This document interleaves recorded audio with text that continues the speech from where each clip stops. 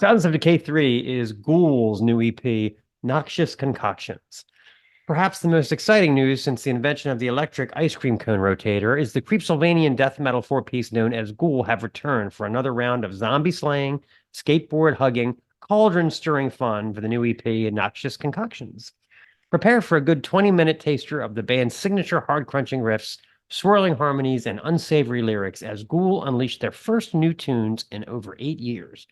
Rest assured, Dissector solos are demented as ever, Digester's burps are bullfrog worthy, and Cremator's hood is tight enough to cut off his oxygen flow. The cover art is downright vile, and we even get some gang vocals courtesy of something called the Moron Cavern Shackled Choir. Looking for the perfect little getaway?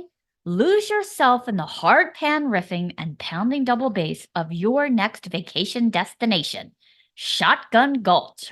A track that stutter steps through majestic harmonies 1 minute and weird surf beats the next. Been a while since your last ophthalmology appointment? Get a fresh perspective through the eyes of the witch, a tribute to our favorite haggy vixens that packs in tons of guitar and downright proggy changes over the course of nearly 8 minutes.